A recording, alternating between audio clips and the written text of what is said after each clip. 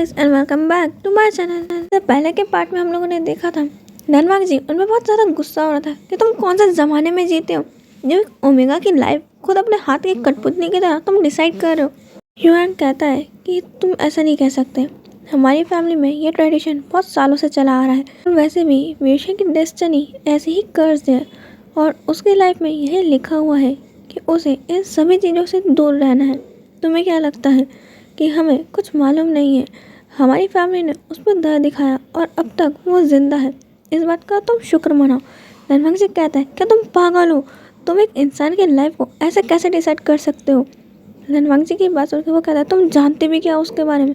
तुम जानते हो वो कौन है, उसकी लाइफ किससे मिलती है? तुम जानते हो वो पर्सन फिर से आया है उसी की किस्मत लेकर, उसकी डेस्टिनी हम सब जानते थे। तब भी मेरी बहन ने और उसके पति ने उसे रखना चाहा, तो देखो उसके कुछ टाइम बाद उसने उसी को खा लिया। शुक्र मनाओ कि अब तक मैंने उसे जिंदा छोड़ा हुआ है, वरना मेरे बहन को मारने के जुर्म में मैं अब तक उसे मार चुका होता। धनवाग जी कहता है क्या तुम पागल हो गए हो? तुम ऐसे कैसे उस पर ब्लेम कर सकते हो? गलती इसमें उसकी क्या थी? शोयांग कहता है कि तुम जानते हो कि उसके आने के बाद से ही मेरे भाई ने वैन फैमिली से पंगे लिए। जब तक हमारी लाइफ सही जा रही थी, हमारी लाइफ में कोई प्रॉब्लम नहीं था। जब वो पैदा हुआ हमें पहले ही हमारे एल्डर्स ने उसकी डेस्टिनी बता दी थी कि वो कैसी है, वो एक कर्ज बच्चा है। मुझे कहता है आजकल के टाइम में कर्ज कौन मानता है? वो कहते हैं नहीं मानते, उसी का नतीजा देख रहे हैं। उसका खास ब्लड जिसके लिए सब उसको पाना चाहते हैं। धनवाग जी कहता है उसके ब्लड में ऐसा क्या है? वो कहते हैं वैन रोहान को कोई एक ऐसी बीमारी है जिसका इलाज इस दुनिया में सिर्फ एक ही है और वो है वेओशन का ब्लड। बात जानने के बाद से ही वैन रोहान हमारे पीछे पड़ गया था। हमारी शीजे ने और ब्रदर ने उसे बचाने की बहुत कोशिश करी। उसे बचाने के चक्कर में ही उन्होंने अपनी जान दे दी। अगर वो लोग उसे दे भी दे तो क्या ही बिगड़ जाता? वो बस हमारे ऊपर बोझ बना हुआ है, किसी काम का नहीं है। जब देखो जब उसकी सेफ्टी करनी पड़ती है। अगर मुझे मेरी शीजे प्रॉमिस ना लेती तो अब तक मैं उसे अपने हाथों से मार चुका होता, मेरे बहन और भाई के मौत के कारण के लिए। बट मजबूरी ही सही, मेरे को उसका ख्याल रखना पड़ रहा है। मुझे जो चीज़ नहीं पसंद वो है उसका चेहरा देखना। कैसे खुश हो सकता है? उसकी इस दुनिया में अब माँ और बाप नहीं है, तब वो खुश कैसे रह सकता है? उसे खुश रहने का कोई हक नहीं है।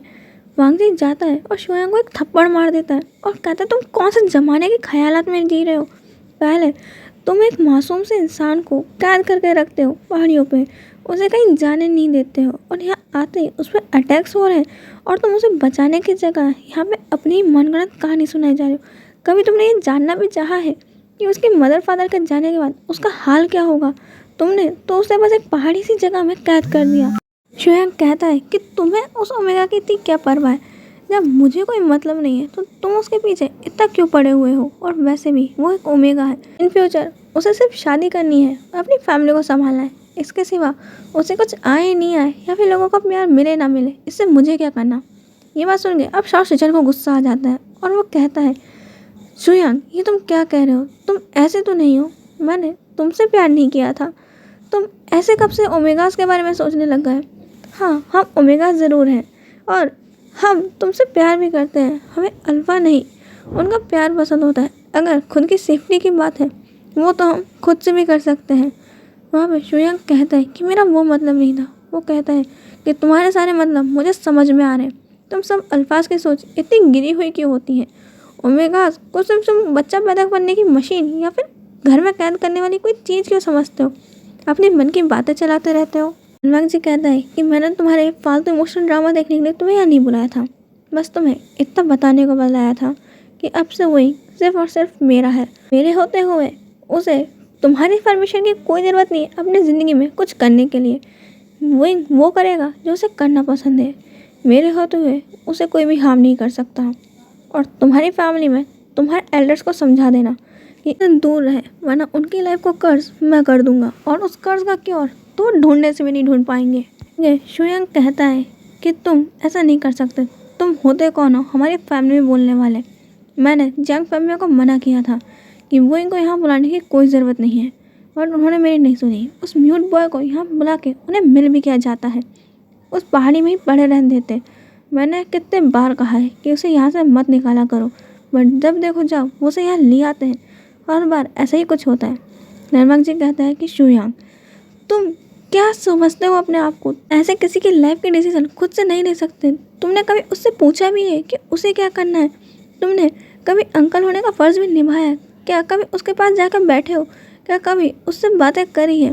यहाँ पे तुम उसकी ही तारीफ़ें कर रहे थे, उसकी बचपन की बातें तुम इतने प्यार से बता रहे थे, और अब तुम इतनी नफरत भरी बातें उसके लिए कहते हुए तुम्हें शर्म नहीं आती? आखिर उसने तुम्हारा बिगाड़ा क्या है? वो कहता है उसके कारण मेरी बहन मर गई, मेरे जीजा जी चले गए, और तुम कह रहे हो कि उसने बिगाड़ा क्या है? धनवंत जी कहता है कि उसने भी अपने माँ बाप खोए। वो सिर्फ 5 साल का था जब उसने अपने पेरेंट्स खो दिए। तुम्हें नहीं लगता कि तुम उसे बहुत बड़ी सजा दे रहे हो? आखिर जब उसने किसी चीज़ से प्यार करना चाहा, तुमने उसको उसके लाइफ से दूर कर दिया, और उसे तुमने ये भरोसा दिला दिया है कि वो जिससे भी प्यार करता है वो उनके लिए कर्ज है, वो चीज़ें उससे दूर हो जाती। तुम जानते हो कि वो लोगों पे भरोसा करने से कितना डरता है। आखिर ये भरोसा ही तो है जो लोग सब पे करते हैं। इस दुनिया में सबसे खतरनाक ना चोरी ना कत्ल है, सबसे खतरनाक तो वो है कि किसी पे बहुत ज़्यादा भरोसा करो, तुम्हारा दिल सिर्फ उसके बातों से और उसकी आवाज़ सुनने के लिए तड़प जाए, और वो इंसान तुम्हें धोखा दे दे। सबसे खतरनाक वो सपने हैं जो दिखते तो बड़े सुहाने हैं, बट उन्हें पूरा करने जाओ तो रास्तों में पहाड़ बन के अपने ही दीवार बना देते हैं। स्वयं कहता है कि मुझे तुम्हारी बकवास सुनने में कोई इंटरेस्ट नहीं है, मैं यहाँ से जा रहा हूँ, और मैं वेउशन को तुम्हारे पास से लेके जाऊँगा।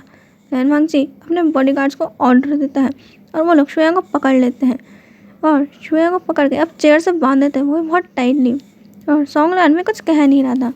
रनवांग जी बैठता है और कहता है कि मैंने तुम्हें बहुत प्यार से समझा लिया, लगता है प्यार की भाषा तुम्हें समझ नहीं आएंगी, तो अब मैं मेरा तरीका अपनाऊंगा। और सॉन्गलान को कहता है कि अगर तुम्हें इससे इतना ही प्यार है तो तुम भी इसके साथ ही रहो। मेरे को समझ नहीं आता तुम्हें इस जैसे पर्सन से प्यार कैसे हो गया। और सॉन्गलान तो वहाँ पे कहता है कि मुझे भी समझ नहीं आ रहा है कि मेरे दिल ने एक ऐसे पर्सन को कैसे चुन लिया जो इस तरीके से पागल हो चुका है, जो ओमेगास को सिर्फ अपने हाथों की कठपुतली समझता है। कहता है बट मैंने तुम्हारे साथ ऐसा कभी बिहेव नहीं किया, मैंने तुम्हें पूरी आज़ादी दी है, मैंने तुम्हें जॉब करने दिया, तुम्हें वो करने दिया जो तुम्हें पसंद है, मैंने तुम्हारे ऊपर कभी रिस्ट्रिक्शन नहीं लगाया। सॉन्गलान कहता है तुम मुझ पे अगर वो ना करो और पूरी दुनिया में तुम मेरा छोड़ो, मैं तो पराया था, ठीक है, मैं तुम्हारा बॉयफ्रेंड हूँ, तुम्हारा प्यार हूँ, पर तुम खुद के नेफ्यू के साथ ऐसा कर रहे हो, क्या तुम्हें शर्म नहीं आती? मैं जानता था कि तुम अपने नेफ्यू से नफरत करते हो, बट एक बच्चे से तुम इसलिए नफरत करते हो क्योंकि उसने बचपन में अपने माँ बाप खो दिए। तुम्हें नहीं लगता तुम्हारी बहन के जाने के बाद तुम्हें उसका और ध्यान रखना चाहिए था, और उसके बदले तुमने उसे सिर्फ दर्द देते आए हो। तुम कितने ज़्यादा पत्थर दिल हो सकते हो ये मैं जानता नहीं था। मांग जी कहता है अब बहुत अच्छे से जानना, और मांग जी बॉडीगार्ड्स को कहता है कि शुयांग को ले जाकर तहखाने में बंद कर दो। और सॉन्गलान अपनी मर्जी से यहाँ पर कैद रहना चाहो तो बहुत अच्छा है, वरना मेरे पास और भी तरीके हैं तुम्हें मेरे व्यवसाय से दूर रखने के। सॉन्गलान कहता है कि वांग जी मुझ पर भरोसा करो, मैं उसके साथ कुछ नहीं करूँगा। वांग जी कहता है कि नहीं, तुम्हारे बॉयफ्रेंड के साथ साथ तुम पे भरोसा करके मैं वो गलती नहीं करूँगा, और भरोसा वो भी तुम पे। तुम्हें लगता है कि तुम्हारे जैसे इंसान पे कोई भरोसा कर सकता है जो एक पल में कभी इस तरफ तो कभी उस तरफ हो जाए? जो अपने बॉयफ्रेंड का नहीं हो सका वो मेरा क्या होगा? तुमने अपने बॉयफ्रेंड को कभी ये बताया है कि तुम क्या काम करते थे, और तुम उसके सामने बहुत अच्छे बन रहे थे? तुम भूल चुके हो कि वैन रूहान के कहने पे तुमने भी ओशन के कार में बॉम्ब नहीं लगाया था? क्या उसके पेरेंट्स के कार के एक्सीडेंट के पीछे तुम्हारा हाथ नहीं था? क्या उसे मालूम है कि उसकी बहन के कातिल तुम भी हो? एक तरीके से तुम भी शामिल हो, भले उस बॉम्ब को तुम मालूम नहीं था कहाँ लगा रहे हो, एक्टिवेट तुमने भी किया था, एक फैमिली को तुमने भी उजाड़ा है। सॉन्गलान कहता है कि तुम्हें ये सब कुछ कैसे मालूम है? वांग जी कहता है कि सॉन्गलान तुम्हें क्या लगता है मैं माफिया किंग के बच्चों के खिलौना से खेल के बना हूँ? तुम शायद भूल रहे हो कि मैं माफिया किंग द लैन वांग जी हूँ, मैं कुछ भी कर सकता हूँ, और तुम्हारे जैसे लोगों को मैं बहुत अच्छे से जानता हूँ। तो तुम शांति से यहाँ रहना चाहोगे? और क्या अब तुम उस माइक्रोचिप को बंद कर सकते हो जो तुमने इतने दिनों से चालू रखी हुई थी? और प्लीज़ उस जीपीएस ट्रैकर को भी अब मुझे वापस कर दो, मुझे लगता है उसका काम हो गया है। जितनी बातें उन्हें जाननी थी अब वो जान चुके हैं कि जिस चीज़ के पीछे वो पड़े हुए हैं वो कोई चीज़ नहीं, वो इंसान है, और अब वो सिर्फ और सिर्फ मेरा है। सोंगलान हंसता है और एक डेविल हंसते हुए कहता है कि ओह, तो लगता है यहाँ पे लोग इतने बेवकूफ़ भी नहीं। वांग जी अब उसके पास जाता है और वो जीपीएस ट्रैकर उसके पास से निकाल लेता है और माइक्रोचिप चिप को तोड़ के सुहा कर डालता है। लैन वांग जी अब सोंगलान को भी एक रूम में बंद करा देता है और सोंगलान ज़्यादा चिल्लाते हुए कहते जा रहा था कि वांग जी, मैं तुम्हें छोड़ूंगा नहीं, तुम मेरे हाथों जिंदा नहीं बचोगे, बस मेरे को यहाँ से जाने दो, मैं वेंचाओ और वैनलुहान को कहकर तुम्हें मार डालूंगा। लैन वांग जी अब वहाँ से जाते हुए अपने बॉडीगार्ड्स को ऑर्डर देते जाता है कि इन पर नज़र रखना और कोई भी यहाँ से भागने ना पाए, वरना मैं तुम्हें ज़िंदा नहीं छोड़ूंगा। अब लैन वांग जी अपने घर पहुँचता है और वो घर पहुँचने के बाद ये सारी चीज़ें बैठ के सोच रहा था कि वेउशान इतनी सारी चीज़ें फेस करता है, बट कभी ये ब्राइटर पर्सन कहता ही नहीं है। वो मेरी ज़िंदगी में एक लाइट बन के आया था, एक शैडो भरी ज़िंदगी, जहाँ पे मैंने कभी सोचा नहीं था कि मैं किसी के लिए इतना करूँगा। बट आखिर क्यों वेउशान बोलने की कोशिश नहीं करता, क्योंकि डॉक्टर्स को वेउशान की लैन वांग जी ने रिपोर्ट्स दिखाई है और डॉक्टर ने कहा है कि अगर कोशिश करे वेउशान और अगर वो ट्रीटमेंट ले तो वो ऐसा कर सकता है। बट लैन वांग जी ने बहुत सारी रिपोर्ट्स देखी है कि हर डॉक्टर सिर्फ एक ही बात कहता है कि वेउशान खुद बोलना नहीं चाहता है, उसके मन में बोलने की कोई इच्छा ही नहीं है, जैसे उसे कोई मतलब ही नहीं है कि इस दुनिया में वो बोल के करेगा क्या। वेउशान जिस बस खामोश हो गया है कि ये खामोशी उसे बहुत अच्छी लगती है। अब ये खामोशी ही उसका घर बन चुका है कि आखिर कौन एक कर्स पर्सन की आवाज़ सुनना चाहेगा, आखिर क्यों वो उसके पास आना चाहेंगे। हमेशा उसे एक पहाड़ी पे बंद कर दिया जाता है, एक रूम के अंदर लॉक, कुछ तस्वीरें जिनकी आंखों को देख के बस वेउशान उससे बात करता रहता है। लैन वांग जी अब बस यही सारी बातें सोच के ड्रिंक कर ही जा रहा था और लैन वांग जी ने इतना ज़्यादा ड्रिंक कर लिया था कि अब उसे होश नहीं रहता है कि वो क्या कर रहा है। अपना फ़ोन निकालता है और वेउशान के पास एक मैसेज कर देता है। वेउशान मैसेज देखता है कि लैन वांग जी ने कुछ अल्फ़ाबेट्स ऊपर नीचे करके लिख दिए थे और ढेर सारे क्वेश्चन मार्क। वेउशान को समझ नहीं आता है कि अब इसे लिखना क्या था। फिर वेउशान के पास लैन वांग जी का कॉल आता है, जहाँ पे लैन वांग जी कह रहा था कि वोइंग, तुम इधर आओ। लैन वांग जी ने वेउशान को पहली बार वोइंग बुलाया था। वेउशान अब समझ नहीं पा रहा था कि वो क्या जवाब दे। इस मोबाइल में तो वो एप्लीकेशन इंस्टॉल ही नहीं है जिससे वो टेक्स्ट करके बता सके कि वो क्या बोलना चाह रहा है। लैन वांग जी कहता है कि वोइंग, तुम 5 मिनट में मेरे लाइब्रेरी में पहुँचो और अगर तुमने ऐसा नहीं किया ना, मैं तुमसे नाराज़ हो जाऊँगा, मैं तुमसे बात नहीं करूँगा और तुम चुपचाप यहाँ जल्दी से आओ। वही कहता है कि इससे क्या हुआ, और वो लैन वांग जी के कॉल को काटने के बाद वहाँ जाता है, वो डोर नॉक करता है। लैन वांग जी आता है, डोर खोलता है और डोर खोलते से इंग्लिश में बढ़ाने लगता है, nice to meet you, want to tell you that if you want to do business with me, so you have to agree in my points. If there was any reason, I can understand. लैन वांग जी ये कह के कहता है कि आओ आओ बुई, तुम बाहर क्यों खड़े हो। वेउशान कहता है कि अभी तो बिजनेस प्रपोजल कर रहा था, अब क्या हो गया। और ऐसा कह के जब वेउशान अंदर आने लगता है, लैन वांग जी उसके मुंह पे दरवाजा बंद कर देता है। लैन वांग जी अब अंदर जाके बैठता है और कहता है वही, तुम अब तक आए क्यों नहीं, दरवाजे पे क्यों खड़े हो। वेउशान दरवाजे से कहता है कि तुम मुझे अंदर आने दो तो आऊँ ना। ओ मिस्टर बिजनेस प्रपोजल, अब तो दरवाज़ा खोलो, मेरे को अंदर आना है। लैन वांग जी अब वापस जाता है और डोर खोलता है और अब जापानीज़ में पता नहीं वेउशान को क्या बोलने लगता है।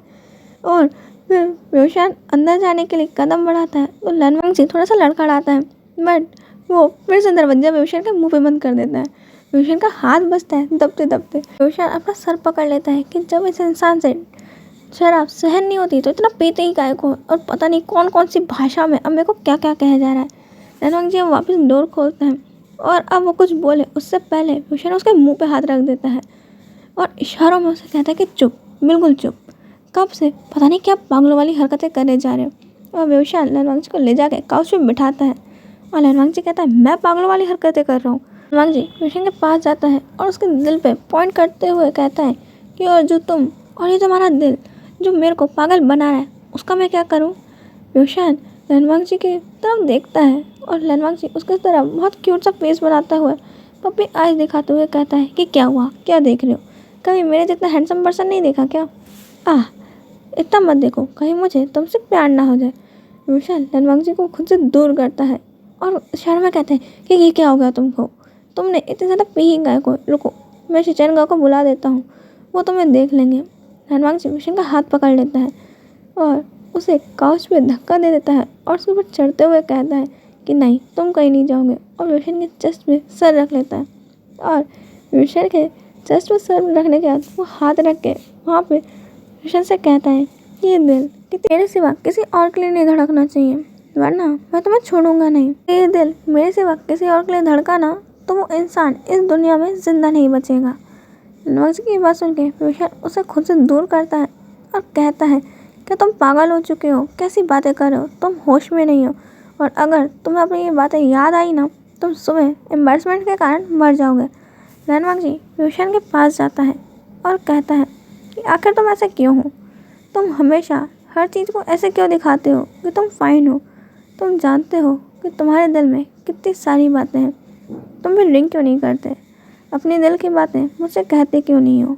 विशन कहता है कि तुम जानते हो कि मैं बोल नहीं सकता हूँ, तो तुम ये कैसी बातें कर रहे हो।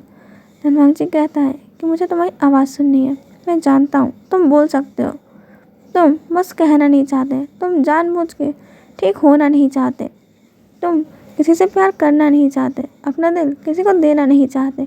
आखिर तुम्हारी ज़िंदगी में तुम कैसे कुछ नहीं चाह सकते हो। यहाँ पे लोगों की चाहतें ख़त्म नहीं होती और तुम्हारी चाहतों की तो कोई लिस्ट बनी हुई नहीं है। विशान अब धनवांग जी को खुद से दूर करता है और कहता है कि हटो यहाँ से, मुझे जाने दो, मैं शिचेनगा को भेज रहा हूँ यहाँ पे, वो तुम्हारा ध्यान रख लेंगे। धनवांग जी अब विशान को पकड़ता है और तरफ खींचता है और उसके लिप पे एक किस कर देता है। विशान ये देख के शॉक्ड हो जाता है, उसकी आंखें इतनी बड़ी बड़ी हो गई थी और वो धनवांग जी को धक्का देता है और उसे इशारे में कहता है कि तुम क्या कर रहे हो। धनवांग जी कहता है कि मैंने क्या किया, ओह गलती से लगता है मेरे लिप ने तुम्हारे लिप को मार दिया, कोई बात नहीं, हम लोग बदला चुका लेते हैं, तुम भी मेरे लिप को ना पनिश कर दो अपने लिप्स के साथ। विशान कहता है कि तुम्हारी मीठी मीठी बातों से मुझे पिघलाने की कोई ज़रूरत नहीं है, मैं जा रहा हूँ यहाँ से। धनवांग जी अब विशान का हाथ पकड़ता है और उसे अपनी लैप में बिठा लेता है और कहता है कि तुम्हें क्या कुछ और बोलना नहीं आता, मैं जा रहा हूँ सिवा, जब देखो जब जाने की बातें करते रहते हो, कहीं नहीं जा रहे हो, अब से सिर्फ तुम मेरे हो और मेरे साथ ही रहोगे। विशान कहता है कि तुम ड्रंक हो और इस समय तुम क्या बातें कर रहे हो तुम खुद नहीं जानते हो, हटो यहाँ से, मुझे जान दो, वरना फिर तुम कल खुद ही पछताओगे। और वैसे भी मेरे साथ हर इंसान पछताता ही है और एक पल के बाद तुम भी मुझे छोड़ के चले जाओगे। और वैसे भी लोग मेरे साथ सिर्फ तब तक रहते हैं जब तक उनका काम पूरा नहीं हो जाता। अब तुम्हें मुझसे क्या चाहिए, वैन चाओ वैन को मेरा खून चाहिए, बॉडी चाहिए यहाँ पे, और अब तुम्हें मुझसे क्या चाहिए, अब मेरी बॉडी में ऐसा कुछ नहीं जो मैं तुम्हें दे सकूँ। वहाँ पर धनवांग जी कहता है कि है सबसे ख़ास चीज़ जो तुमने आज तक किसी को नहीं दी, मुझे वो चाहिए। विशान के आंखों में आंसू आ जाता है और वो कहता है कि देखा, ये दुनिया मेरे से हमेशा सिर्फ लेना जानती है, अब तुम्हें क्या चाहिए बताओ, तुमने मेरी जान बचाई थी इसलिए मैं तुम्हें भी दे दूँगा और उसके बाद मैं सबकी एहसानों से छूट जाऊँगा, मुझे किसी का एहसान नहीं चाहिए, बताओ अब तुम्हें क्या चाहिए। धनवांग जी कहता है कि तुम्हारा दिल, तुम्हारी सोल और तुम्हारा विश्वास, तुम्हारा प्यार, तुम्हारी खुशियाँ, सिर्फ तुम, मुझे तुम चाहिए, तुम्हारी वो मुस्कुराहट जो आज तक कभी किसी ने नहीं देखी, मुझे वो चाहिए, मुझे तुम्हारी आवाज़ सुननी है, मुझे तुम्हें अपने साथ हर पल चाहिए, अपनी ज़िंदगी के हर मौसम, हर लम्हा और अपनी ज़िंदगी का आखिरी पल मैं तुमसे चाहता हूँ, मैं तुम्हारे साथ पूरी ज़िंदगी चाहता हूँ। विशान धनवांग जी की आंखों में सच्चाई ढूंढ रहा था, क्या ये सच बोल रहा है। और धनवांग जी की आंखें सिर्फ उसको एक ही बात कह रही थी कि वो गहराई से धनवांग जी की आंखों में सिर्फ एक ही चीज़ देख पा रहा था कि ये आंखें बहुत सच कह रही हैं, इन आंखों में कोई छल नहीं है, कोई लस्ट नहीं है, ना ही कोई ग्रीड है, उसको उसकी बॉडी नहीं, उसे वो चाहिए। धनवांग जी यहाँ विशान की आंखों से अपना आई कांटेक्ट नहीं तोड़ा था और उसकी आंखों में आंखें डाल के देख रहा था और विशान भी अनजाने में ही सही धनवांग जी की ये सारी बातें सुन के उसे अच्छा फील हो रहा था, वो बस धनवांग जी की आंखों में डूबते ही जा रहा था। आज के लिए इतना ही, हम मिलेंगे नेक्स्ट पार्ट में, बाय।